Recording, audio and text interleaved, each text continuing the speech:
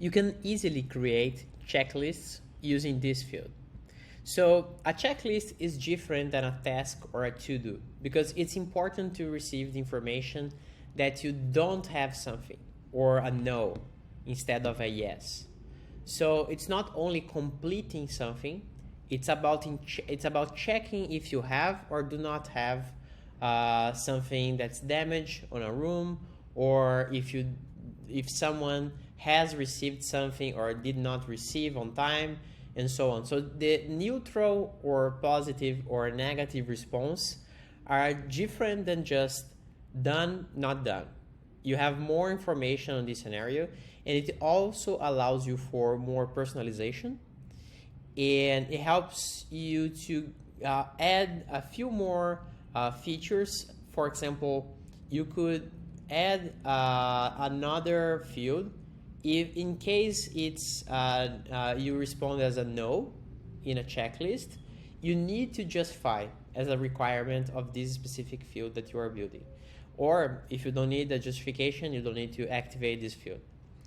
It's pretty important, especially for clients or users that are using this on their smartphones or tablets, because you can go through your operation and checklist if everything is as clean as expected, or as organized as expected, or even talking to a client if you want to make sure that they are giving you a feedback like, oh, do you like this or you don't like this. It's an easy way also to bring questions for clients or feedback about specific points and so on.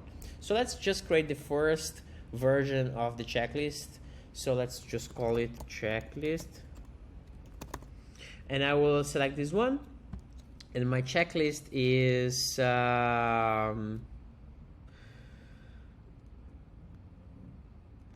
go to the gym and run. It's just an example, not a perfect list. Let's create this, and it will create three options: I did it, neutral, or I didn't do it.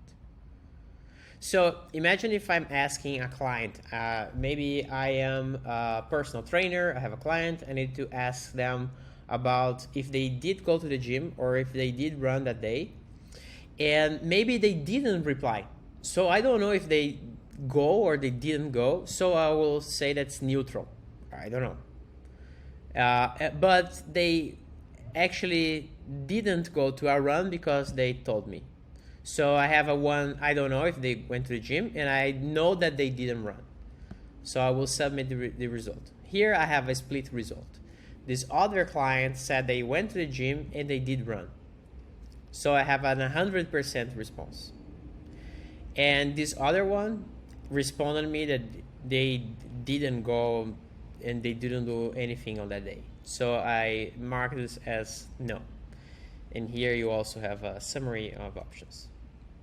So as you can see, green is yes, red is no, and I don't know, it's gray. So let's now add that I need to add the information about my client, why they didn't go for a run on that day.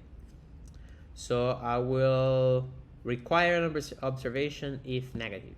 I could do the same for positive, or I could let both always on here, and then independently if it's a yes or a no, they would also always need to give you observation about that specific answer. So usually it's for negative, so let's just add for a negative response on running. So now they said they are going to the gym, they did go to the gym that day. Now run. Too tired. So now not only I have the response that is negative, I have also the reason why it's negative. Maybe I want to make this more playful, then I can select here the sad or happy face. So now it's sad and happy. You can see that this option doesn't have like an intermediary option. It's just a yes or no. So this is a yes, and if I put a no, it will still require you to add here another information. So let's create a new record for our example. Let's change the style of this for a yes or no. So, did you go to gym? Yes. Run? No. And let's do this last one. This is nice because you could also add like an emoji. Answer it's yes. And if answer is no, it's this one.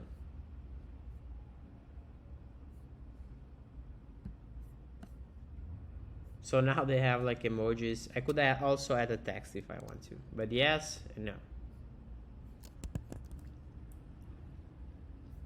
And as you can see here, you can add more items to your checklist. Your checklist, of course, will always repeat the same steps because it's a checklist. You have a standard to follow here. And if you want, you can have more than one checklist for the same record.